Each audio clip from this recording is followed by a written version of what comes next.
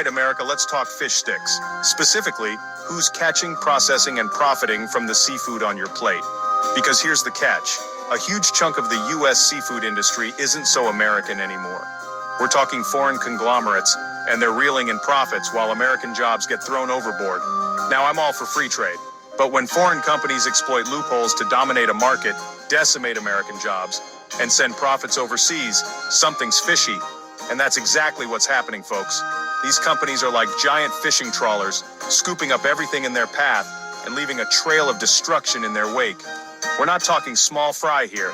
This is about massive corporations, often backed by foreign governments, playing by a different set of rules.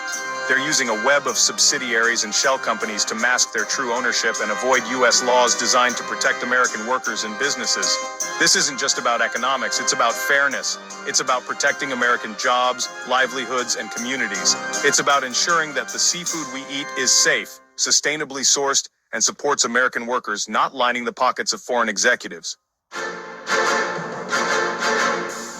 Let's dive deeper into how these foreign giants are gaming the system. One word, brands. They operate under a dizzying array of brand names, making it nearly impossible for consumers to know who's really behind the fish counter. This shell game allows them to sidestep antitrust laws like the Sherman Act, designed to prevent monopolies and promote fair competition.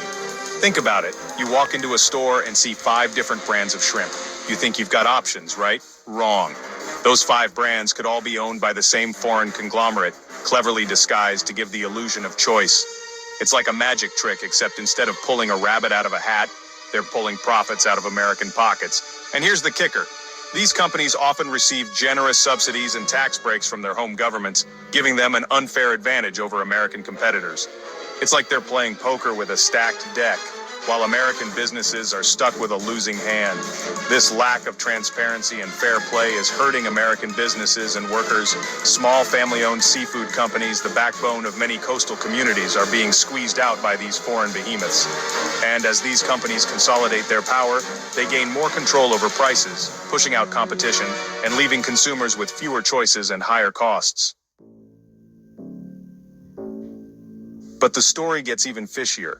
Many of these foreign-owned companies staff their processing plants with a workforce made up largely of non-U.S. citizens, often on temporary visas. Now, I'm all for immigration, but not when it's used to exploit workers and undercut American jobs. These workers often face harsh working conditions, low wages, and few labor protections. And because their visas are tied to their employer, they're often afraid to speak out for fear of retaliation. It's a classic case of exploitation, plain and simple. And where do the profits from all this cheap labor go? You guessed it, right back to the foreign country where the company is headquartered. So not only are American jobs being lost, but the profits from those jobs are leaving the country too.